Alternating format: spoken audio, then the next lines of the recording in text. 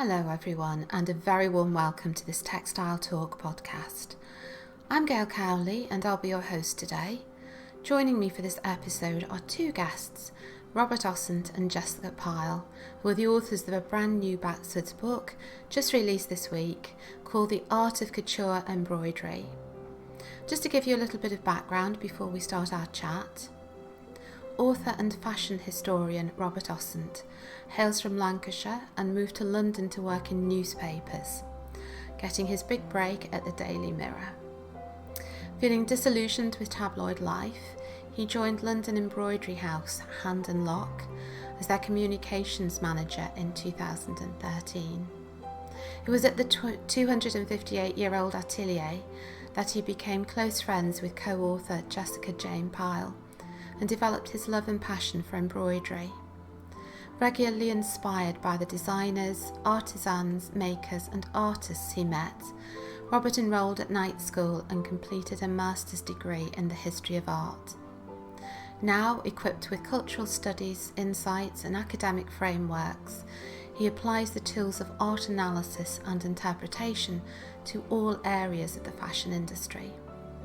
From haute couture catwalk show analysis to researching Queen Victoria's wardrobe, his interests and expertise span both contemporary and historical style.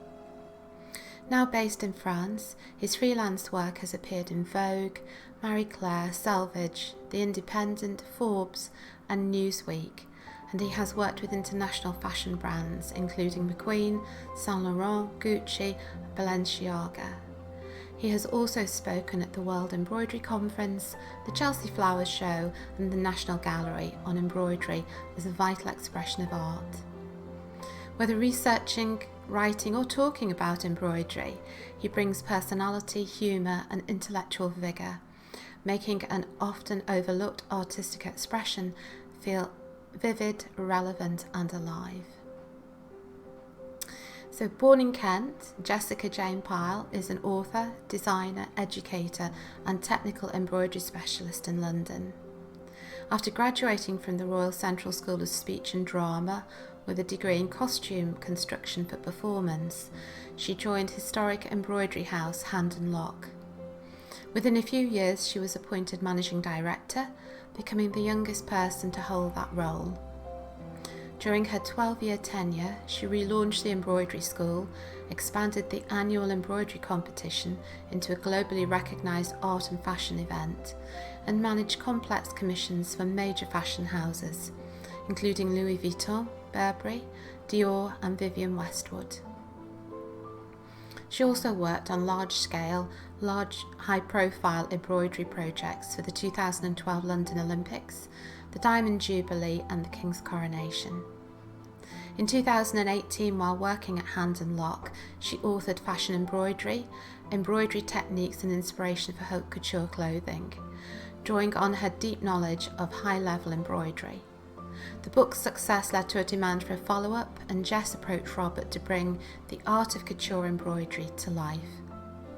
In 2023, she left Hand and Lock to found Norica Studios, an embroidery studio focusing on bespoke embroidery for interior design and fashion.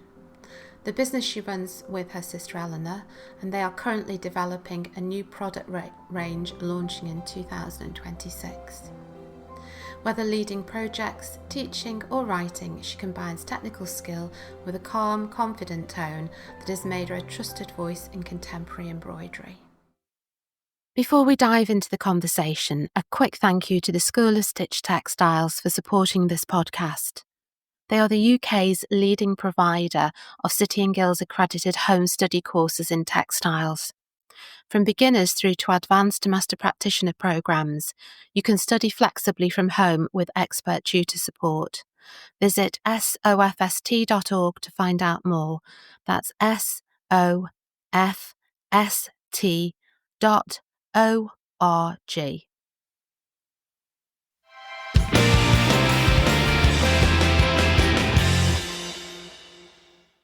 So, Robert and Jessica, thank you so much for joining me today to talk about your new book. It's an absolute pleasure to have you here and chatting with me.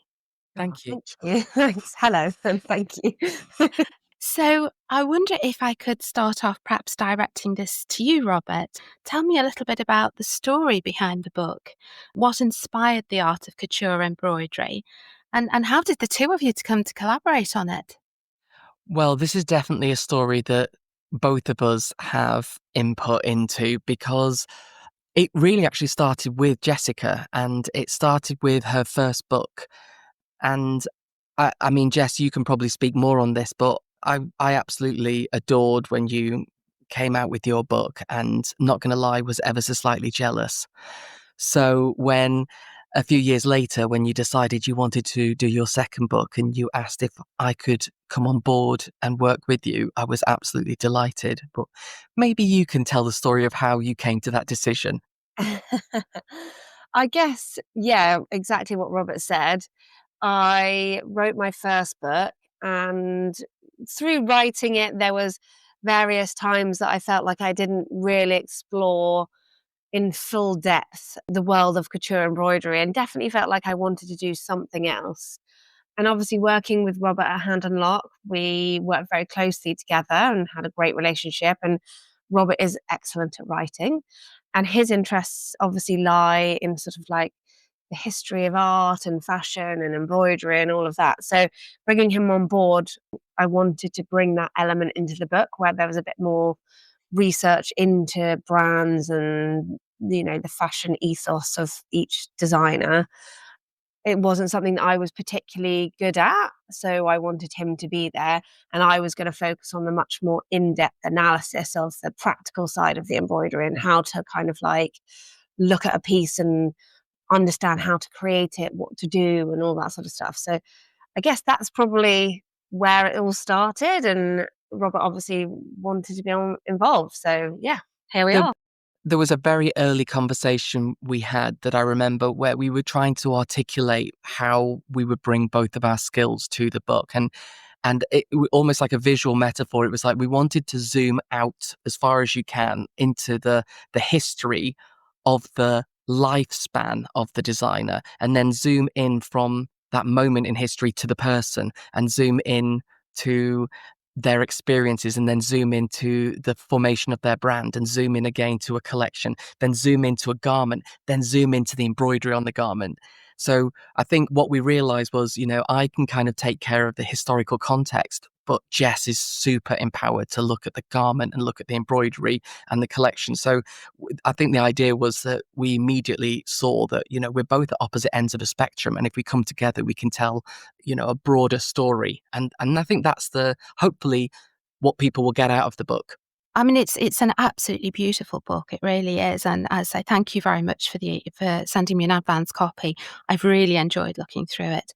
The the amount of photography is great as well. It's just lovely to see some of these beautiful, beautiful pieces in such fine detail.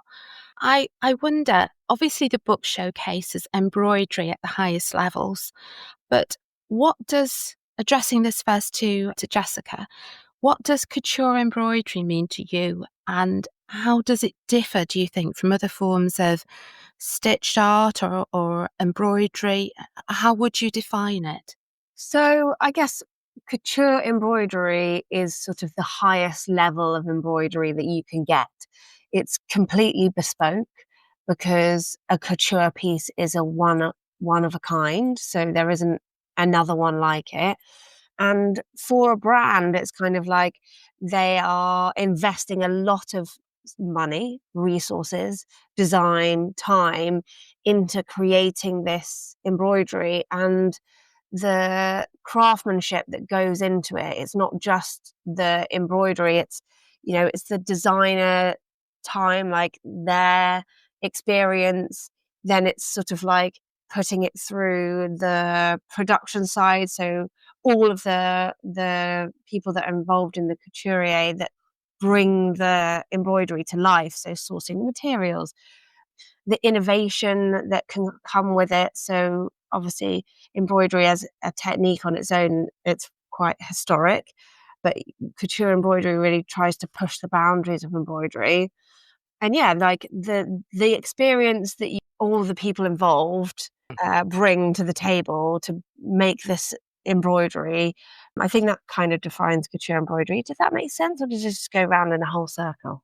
No, it does make sense, I think. I mean, is that what you would understand from it as well, Robert? I think I've got a different take on it, as one would hope, given that we've got such different approaches and backgrounds.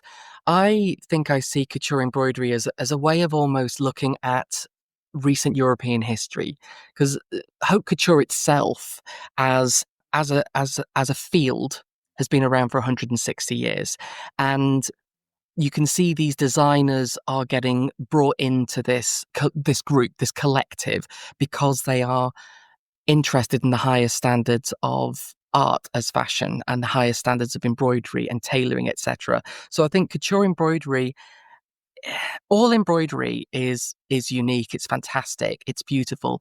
But in France, they've created this criteria for 160 years to say, we are going to maintain these standards, and in order to become a haute couture designer, you must adhere to these rules.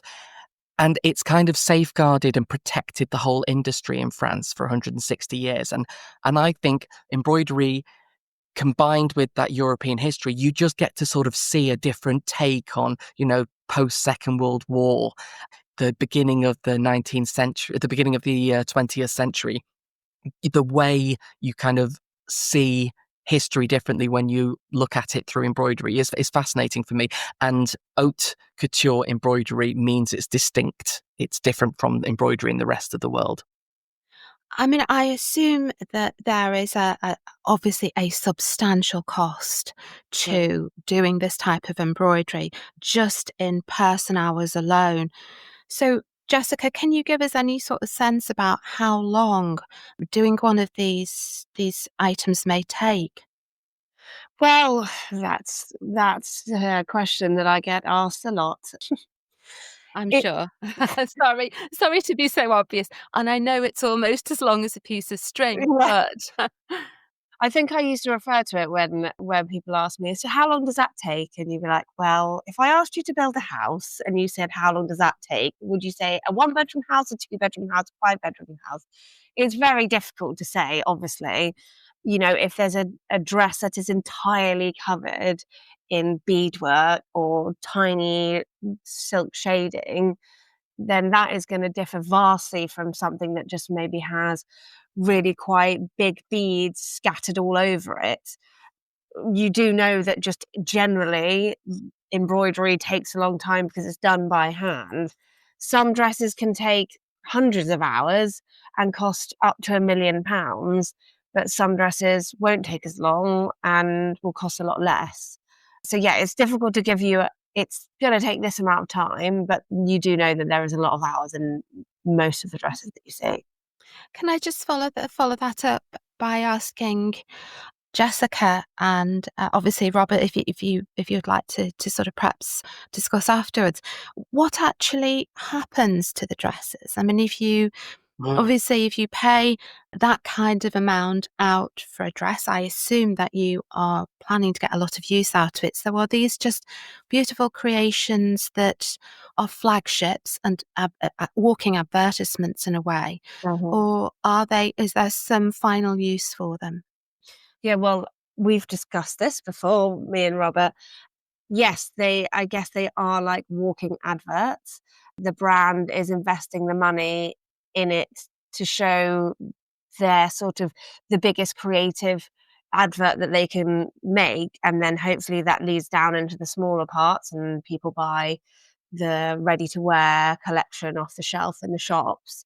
The actual pieces, they go on loan. So that's why you'll see celebrities wearing them for the Met Ball or like film premieres or just general shoots. They'll be in Vogue, all of the magazines, and then they might just stay in their collection, or they'll go to a museum and then they'll be put on show for an exhibition. But generally, they stay in the collection for the brand. It might be that a collector buys one. It depends. But yeah, as one-off pieces, they tend to just stay with them. I know, Robert, you probably have something to add here. Well, I was going to say, I think it's worth adding that the system has changed, that in the golden era of haute couture, maybe the 1940s and 50s, very, very wealthy women, invariably women, would go to the salons and they would see an item that they liked. And then afterwards, they would have a conversation about maybe changing it. Can we lengthen the sleeve a little bit? Can I have a slightly different color in the beading? And the designer might adapt the design and then make a bespoke gown based on what they put down the catwalk or through the salon, because it wasn't really catwalks back then. And that's the start of that kind of industry of someone very wealthy buying a bespoke made dress for them.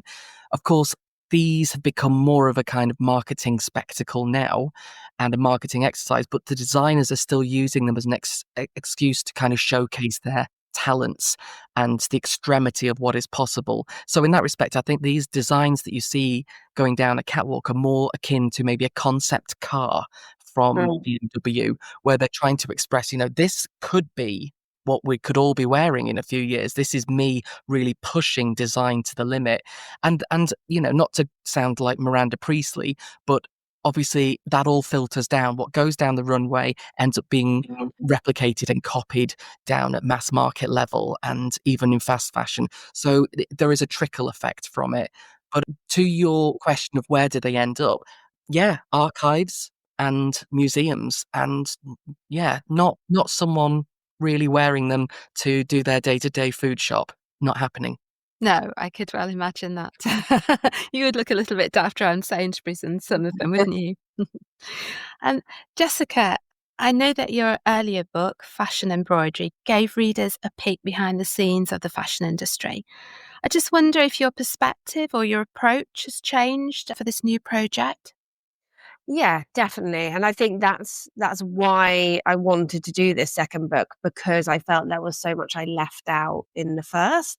I think, including my own book, a lot of embroidery technique books, practical books, focus on this is a sort of frame-based project or technique that you can learn, and you take it and you go off and you do your own thing, or you do what the project is on the book.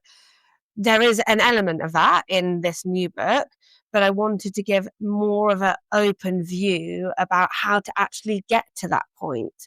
So obviously we've spoken about Robert comes in and he talks about the design house, the designer, and then we're focusing in slightly further into a collection. So then we look at how that collection was built and why certain design choices were made. And then we focus in on the specific garment that has the embroidery in.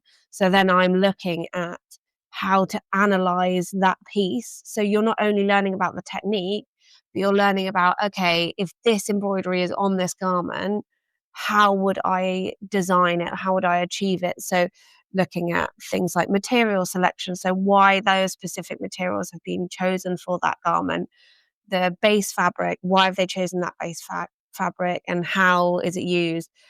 Placement, drape, weight, how, if I'm going to use this embroidery, how is that going to affect the garment as a whole? Is it too heavy to have a really heavy crystallized beaded, flower here right on the edge of the seam and the base fabric is tulle? Is that going to work? Mm. And then obviously after analysing it all and understanding how those things impact the embroidery, you then learn how to do that embroidery. So hopefully it's then giving you more of a 360 view on design, concept, selection and practical execution. And then you can kind of go off and do your own thing. Yeah, because I know that very often when I've looked at books that have been detailing the history of couture embroidery, they're very often what I would term a coffee table book. So they're something that are intended to be looked at but not necessarily used. Yeah. Whereas it was actually really nice when I opened this to see the fact that you have included those sections on how to emulate some of the aspects of the design yourself. I wonder, did you intend that as being something that would be maybe done onto a garment that was made from scratch, or was it were you thinking of perhaps some upcycling at the same time, and maybe direct that to Jessica? I think that I was intending for people to come along with a little bit of a knowledge of embroidery and potentially know how to garment construct, and then they can apply these techniques to that as well. I don't think it is it's obviously for anyone who has an interest in it, but the techniques are maybe slightly more advanced. We're not, the book doesn't show you how to frame up. We're expecting you to kind of know how to do that and then be able to learn the techniques alongside. Because I know most couture embroidery is done prior to making up, isn't it? Yes. So you would have to have, whether you wanted to do it upcycled on a garment, that's absolutely fine. But most couture garments are, the patterns are drawn out on flat fabric, and then that fabric is framed onto the frame. The embroidery is done, and then the construction of the garment is done. So I would assume that most people would go down that route because that is the easiest and best way to achieve the best outcome. Yeah. All right, lovely, thank you. Robert, I know that you come from a writing background, so I just wonder what drew you into the world of embroidery and really how you approach translating it into a book form. That is a very good question. I started off just as a writer, journalism, working in newspapers, writing a bit of this and a bit of that. You don't really have a specialism, but through really positive circumstance, I ended up as the communications manager at Hand and Lock, where I was working with Jessica. And I found my eyes were just open to a whole new world. I was there for the better part of 10 years, and I just loved embroidery. I loved the spirit and energy of the atelier. I loved the creatives. I loved the way they thought. I loved the way the designers approached topics. And I developed a vocabulary around all of this embroidery. Now, I'll be the first one to admit I am not an embroiderer, but I have taken the time to learn closely the techniques so I can articulate them, but I don't have the temperament to actually sit there and embroider. That's not me, but I have fascination for it. I'm kind of like the David Attenborough, I think, of embroidery. I'm really fascinated, but I'm not actually an elephant roaming the Serengeti. And I am truly, truly fascinated by it. And I think what I bring is there's an art history and fashion sensibility where you can tell the more complex stories and you can tell the technical stories, and you can kind of try this is what I try to do anyway, in making it entertaining and educational simultaneously, something that it's a pleasure to read. But I would have to point very, very clearly at Jess as being a huge influence in this part of my life, because I think if I hadn't have met Jessica and if I hadn't have been in her world and then invited to work on this book with her, I don't think I'd be able to express, this absolute delight of being able to write about embroidery on a daily basis. Oh, that's nice. Thanks, Robert. And you've never at any point, Robert, been tempted to take up a needle yourself after looking at all of this beautiful work? Well, the thing is, I'll do things that need to be done. I've even, during COVID, I got into monogramming and doing a little bit of chain stitch, but I don't have temperament for it. I am very good at sewing buttons on and adjusting the length of trousers, though, so when needs must. That's a good start, isn't it? And I know that the book highlights work from some really iconic fashion houses. I just wonder, Jessica, if you could share a favourite example or moment that really sums up the magic of couture embroidery for you. Yes, I guess one of my all-time favourite pieces is the Valentino Adam and Eve dress. I had it in my first book and I felt like, I just needed to include it in this one as well. I think one of the hardest things about writing a book is sourcing the images, and that was a hard thing for us to get those images, because it was really, really important for us to show in detail like the embroidery close up, because how can you write about something if you can't see it? So for us to find those images and get our hands on those images really, really was a good moment for me. I was like, yes, we're gonna nail this one. But I think creatively, the embroidery is so simple but so effective, and it's done on such a lightweight fabric. So it's using a tambour hook and thread, but it's just using the chain stitch. The majority of the piece is. So you've got Adam and Eve and all of these other little forest animals around them, and they're completely stitched in the chain stitch in lines that like contour the face and contour the body. So you're creating a pattern with these lines of the tambour stitch. So it's incredibly detailed and quite difficult to achieve if you're not an experienced embroiderer, even though the technique on its own is quite simple to do. And obviously there's lots of other things in it. There's like feathers and like some other metallic threads and stuff. But yeah, for me, that piece is the pinnacle of everything. And I love it so much. Looking at it, I must admit, as an embroiderer myself, I have no idea how that is being supported on such a fine fabric. It's an amazing piece, isn't it? Yeah. So, Robert, I wonder if I could direct the same to you. Do you have a particular favourite? There are two that spring to mind. First of all, I'm fascinated by the life of Christian Dior. And I think the piece that we featured in the book for Christian Dior, which is a beautiful wildflower dress.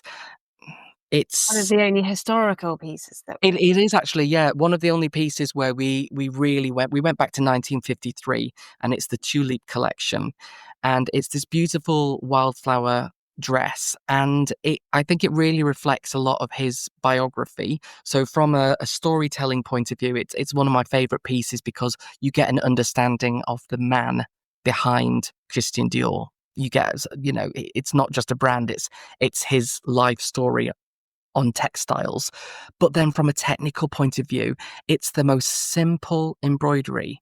I could even do it, and it's so beautiful, and that for me is really fascinating. And then the other piece that I think I really enjoy, and it's a similar story, it's Alexander McQueen, and one of the pieces we talk about, it's actually quite a crude embroidery. Correct me if I'm wrong, Jess, but was it a cross stitch? No, it's canvas work. It's canvas work, sorry. It's showing my my technical lack of knowledge here. But the canvas work, it's not associated with haute couture and high fashion whatsoever. But Alexander McQueen and Sarah Burton used that as a way of talking about this hierarchy of handicrafts. Why do we see one type of embroidery as being superior to another? Why do we see painting as more important than fashion? It all makes you question, why do we have these assumptions that one thing is better than another? Everything has the potential to be beautiful. And I really enjoyed that those kind of ideas can be expressed in embroidery. Yes, because it is very unusual to see any form of tapestry in couture, isn't it? Yeah. And certainly, I think it's great because you've actually got a section in the book, haven't you, Jessica, that that actually shows you how to use tapestry within couture. Yeah. Yeah.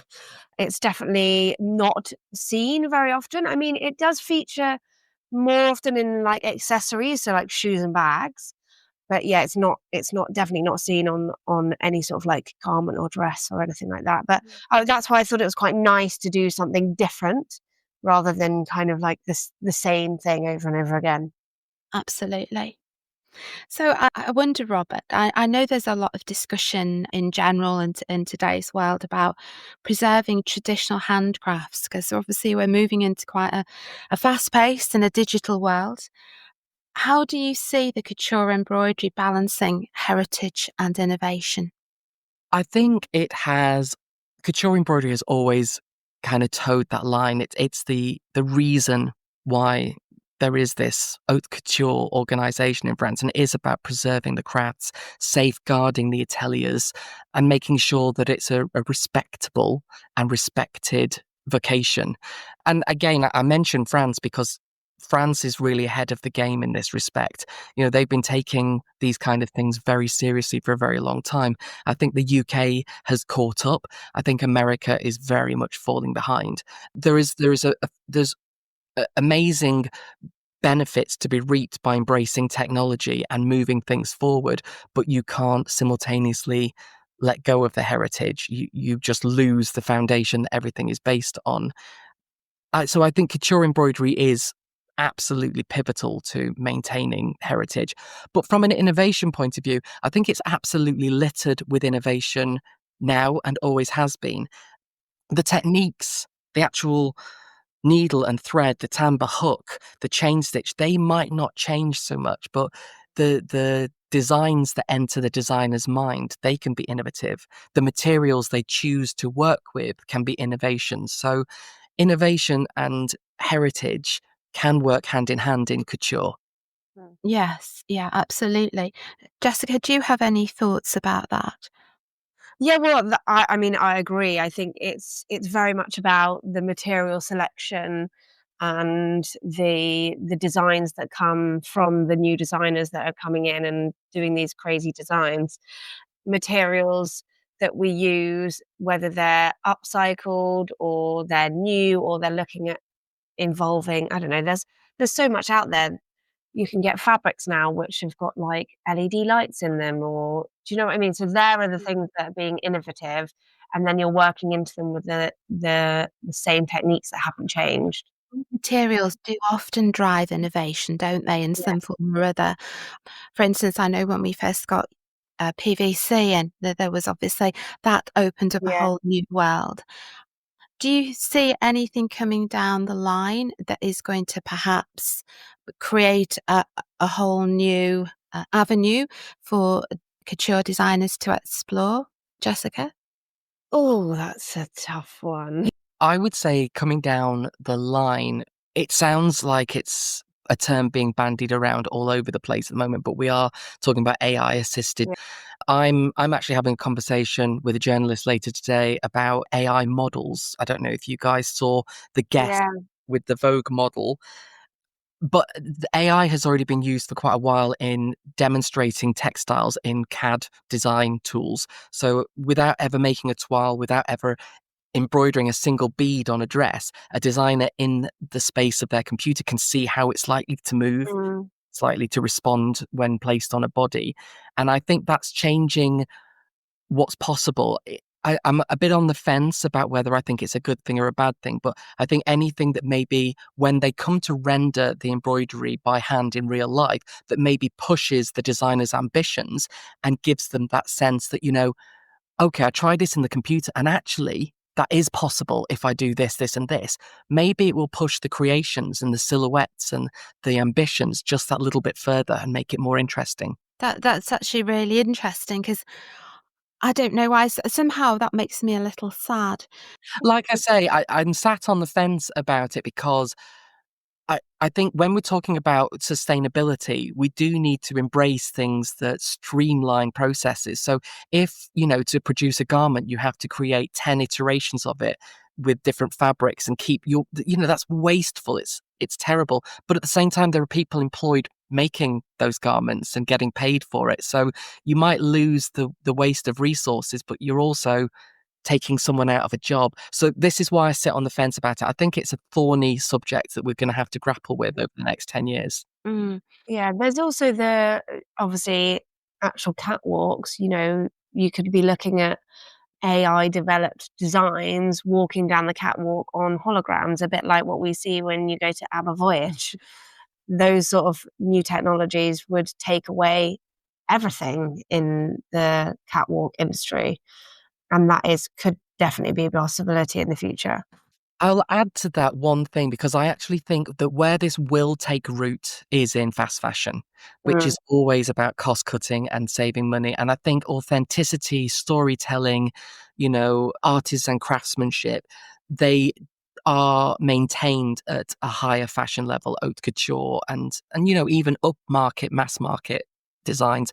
They really sell that idea of it being authentic. But I think, I wouldn't be surprised if next time you log on to ASOS or Shein or one of the lower market mass producers of clothing, what you're looking at on the screen is not a real model. It's not real clothing. And when you order it, you're probably going to be just as disappointed as you should be.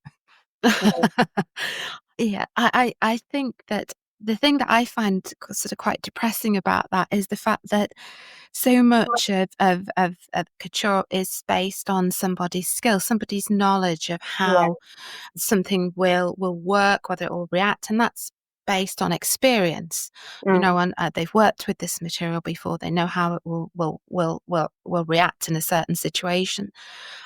And I don't know, Jessica, do you think that AI can completely replace that? No, obviously it might have to take on the knowledge of the people with experience, but then eventually that experience would die out. I think it's not going to be able to understand the intricacies of the different types of embroidery. So it will do something that potentially isn't actually possible in real life. But I guess that's kind of being innovative, because who knows whether it would be possible or not if it's walking down a catwalk, or you just don't know. Robert, I was really interested previously when you mentioned that there's a big difference between the different countries in how they approach couture embroidery and what's actually happening in the different countries regarding. Did I understand correctly your training and how that pans out? I just wonder if you could tell us a little bit more about that. Yes, definitely. There are different, I think, levels of respect for artisan crafts in different countries. And I think France is probably right at the top. They really, really do respect their artisan workers and support them. And the actual Fédération de la Haute Couture et la Mode is set up to safeguard. It's the syndicate. It operates the haute couture scheme, and it ensures that who becomes a member, that they are working to a certain standard. Houses like Givenchy, Christian Dior, Balmain, they are permanent members. But then you have the likes of Rahul Mishra, who are correspondent members. And Rahul Mishra is a fantastic Indian designer who's really pushing the boundaries of embroidery using Indian artisan houses. And I think Jess can talk more about the technical aspects of this, because he uses a very different type of embroidery to what we traditionally use in Europe. But it goes to show that India has its own respect and its own history for these artisan crafts that are finally now being recognized in the West. And then aside from that, I think it's worth pointing out that Australia has this wonderful community of embroiderers where it really takes it seriously as, a craft and something that has benefits, mental health benefits. Creativity is so important for the soul. So I think different countries respond to embroidery in different ways. I think France is very much like a formal French garden. They create rules. You walk into the garden. It's all very serious. It's important. And, you leave the other side with a big smile on your face. But whereas I think maybe Britain and India and some other countries are a little bit more loose and relaxed about it. And that approach works. Yeah, absolutely. I mean, it's great that there is such a difference, I suppose, out there, but it would be nice to think that all countries would support some of their artisan, makers, designers and makers. And I'm not sure that always happens, does it, Jessica? No, not all the time. I just wanted to go back to what Robert said. In Australia, I think it's more not necessarily it being seen as a craft, but it being seen as an art form. Mm-hmm.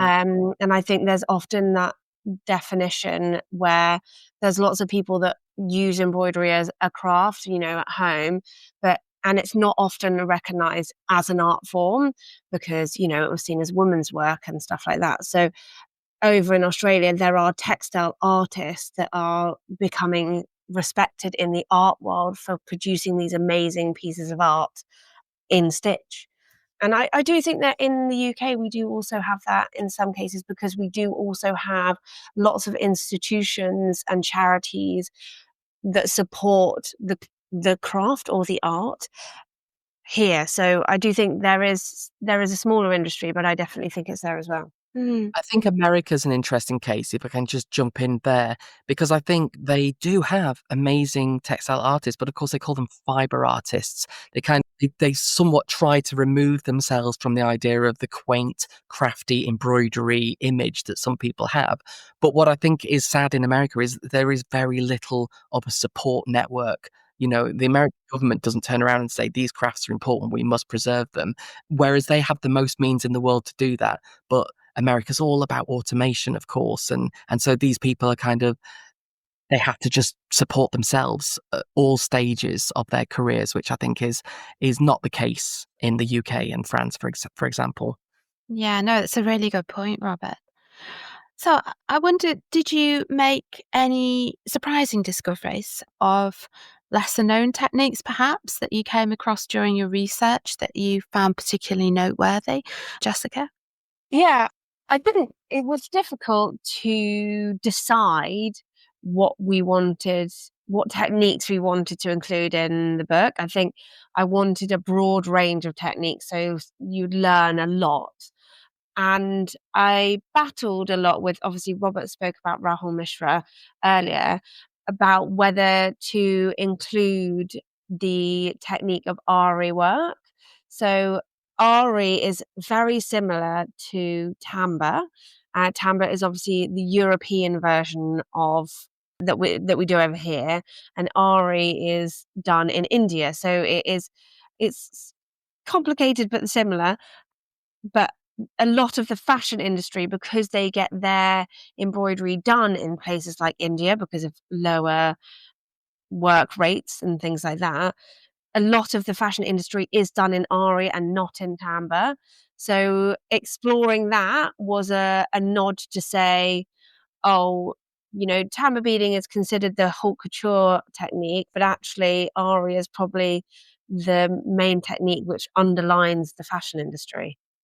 And could I just ask if you could explain the difference between the two? Yes. So Tamba beading, you use a hooked needle and you work from the underside of the fabric. So you would put the hook through the fabric from the top and you hook the beads on using a chain stitch from behind. Aria is slightly different where you work from the front side of the fabric. So your design is on the top.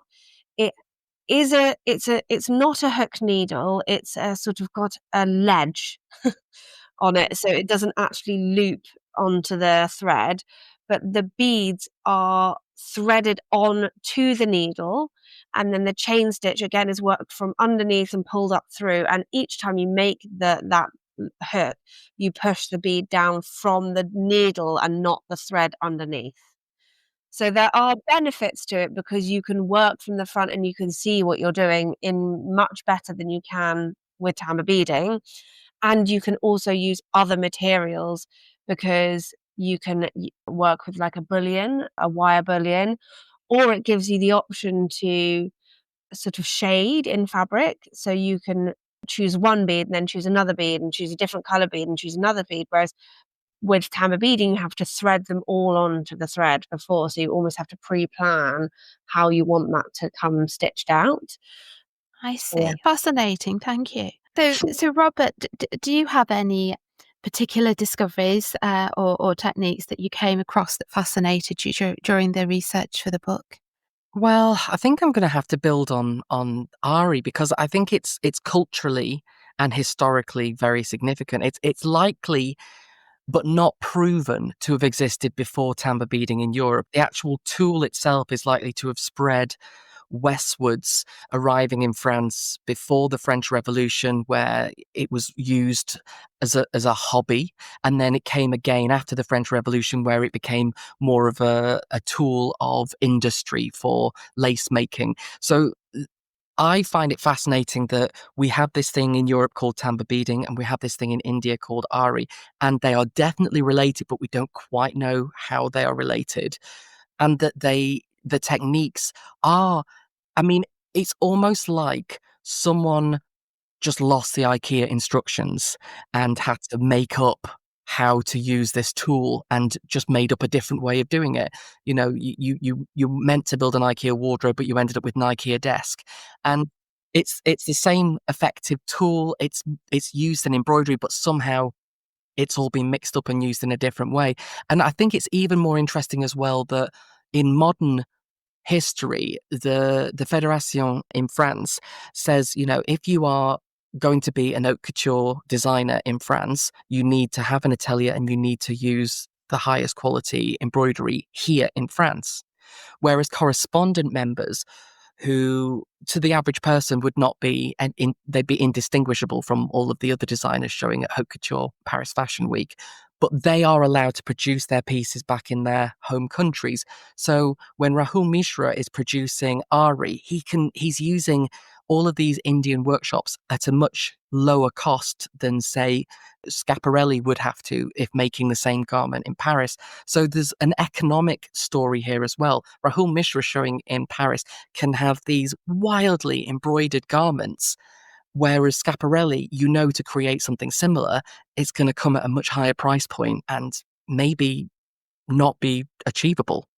That's actually a really interesting point. Does that therefore give them substantial advantage Maybe an over? overview Yeah, advantage, because bear in mind that the whole system in France is designed to lock people out.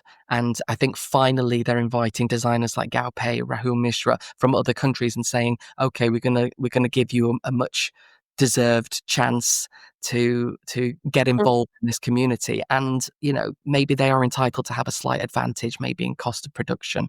Yeah, and also what I would say is like 99% of high-end fashion brands who have embroidery on their garments, whether in ready to wear mainly, will source their embroidery from places like India. I mean, India is the majority of where that type of work comes from.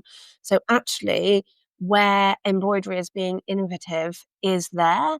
They know how to create wild, crazy designs, and they have access to huge amounts of materials, and then right down to how to create a sequin, so they can do that, and how to dye it. Whereas actually, I don't know whether the industry in Paris, as vast as it is, exists in the same way it does in India, because it's much, much bigger and there's much, much more access to materials and creativity out there. So it's interesting, obviously, with Paris being the place where everything is the highest made. Actually, India is actually producing probably something better. yeah, yeah. That's absolutely fascinating. So maybe we should all be looking to India for the upcoming innovation and Yeah. yeah. Yeah. I know that we touched on it briefly before, but the photography and the presentation in the book are really stunning. I would certainly recommend it to the listeners to go and take a look and maybe bag their own copy. But could you tell me a little bit about how you went about curating the actual the story that you tell, and what some of the challenges were, Robert? Well, straight away, the first thing that Jess and I talked about was trying to make sure that our book was inclusive and it wasn't just a roll call of famous male designers. So when we were actually coming up with the list, and it's 40 plus designers in the book, it's not a small book by any means. We really wanted to make sure that we had a good mix. But then practical considerations come in as well. It's all well and good wanting to include a certain designer, but do they use embroidery? Do they push embroidery to the limit?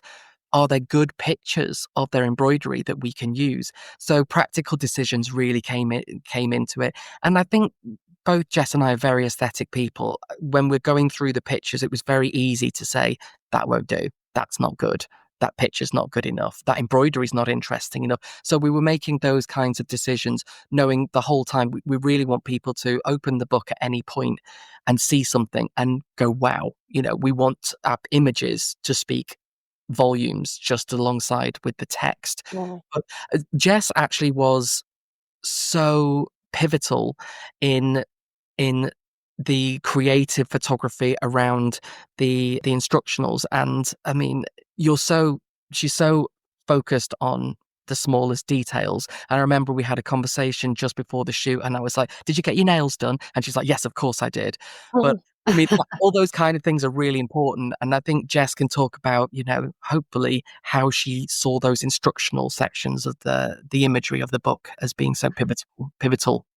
Yeah, I guess, I mean, obviously it's a practical element to the book, and you want to ensure that what you're showing in those images is how you can actually achieve it. And if they're not going to give the information that they need to, and then they're kind of not pointless. So I know from my first book where I went wrong in some cases and what to do this time round. Like I really, really planned it before, making sure that I knew exactly what photos need to happen for every single step.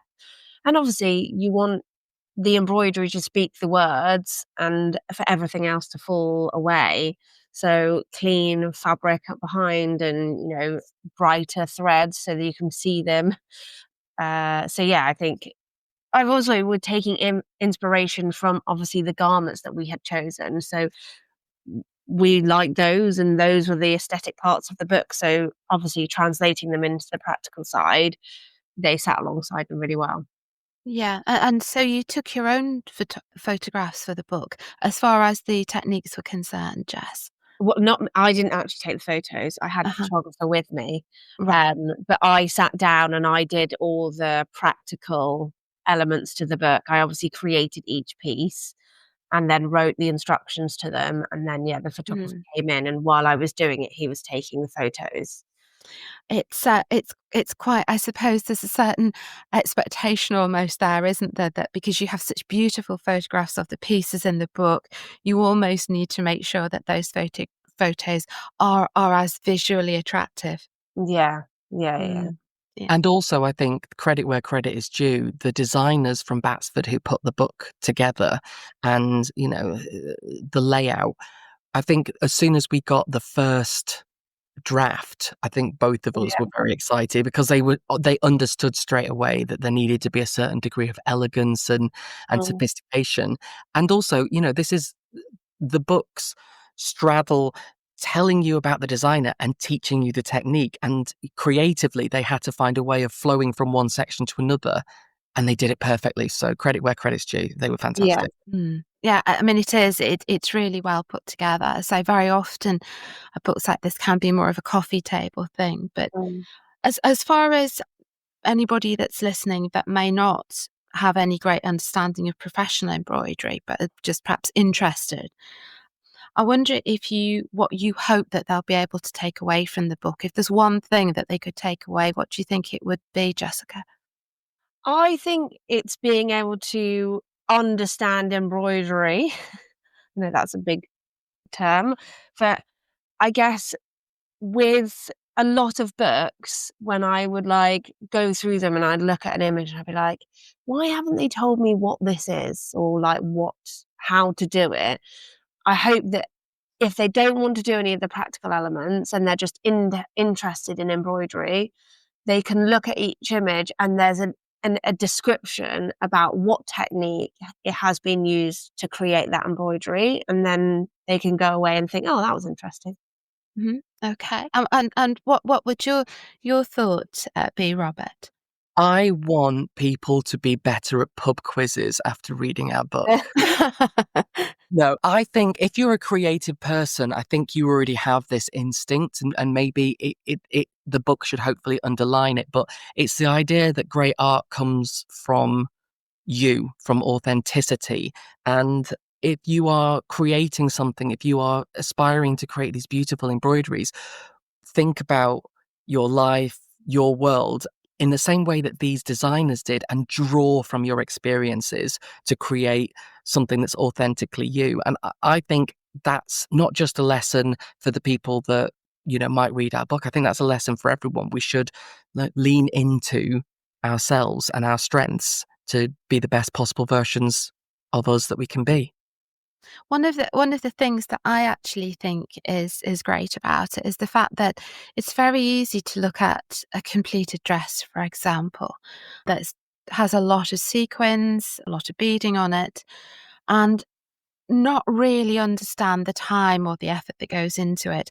But when you start to look at the parts that you are demonstrating to someone, how a single bead or a single sequin is attached, then you start to think, oh my goodness, and that dress is full of them. How long would that take?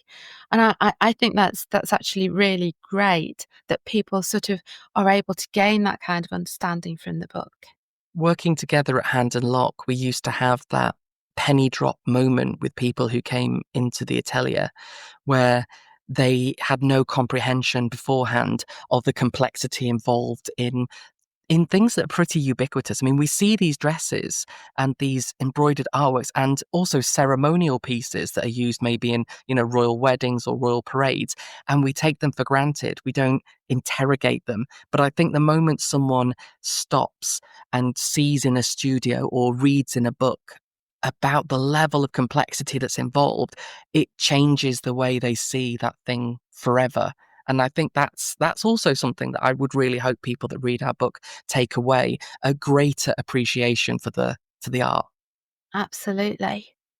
So I wonder, just if I could perhaps direct this first at Jessica, what is it that's next for you? Do you have more creative collaborations on the horizon, or any projects we could keep an eye out for?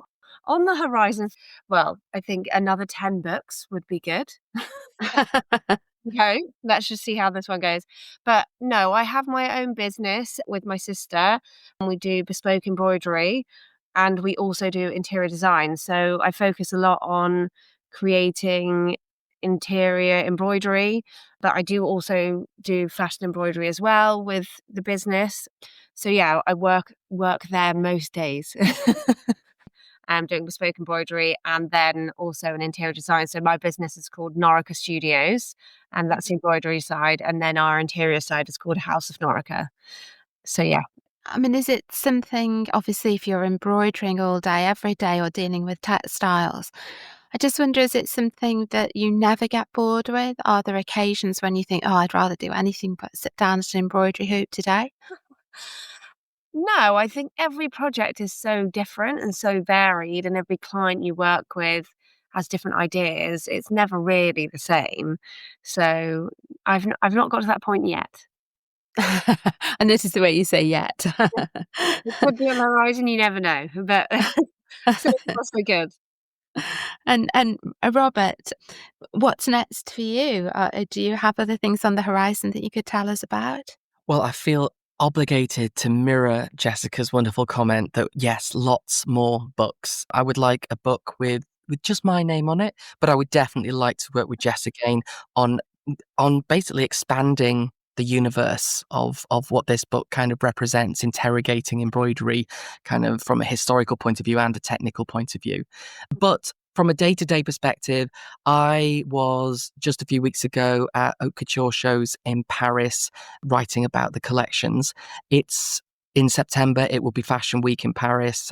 I would like to go back and do the same. So basically trying to cast an analytical and commenting eye on contemporary fashion for magazines and newspapers, but also for the public to hopefully develop a stronger understanding of what they're actually looking at. Because sometimes I think we lack the vocabulary to express, why we like something, and I like to try and help people with that. Yeah, no, I'm sure that's true. So there's obviously lots on the horizon for you, and I know that your book is published, we think, on the 5th of November. Is that correct? Yes, early November. So would you just like to reiterate the title again, and then everyone knows what they're going out and shopping for? The Art of Couture Embroidery by Jessica Jane Pile and Robert Ossant. Lovely. Thank you so much. Thank you so much to both of you for joining me for this podcast today. It's been an absolute pleasure, and it is a beautiful book. It really is. You're to be fully congratulated on it. Thank you. Thank You're you. very welcome. It's been a pleasure. Yes, a pleasure.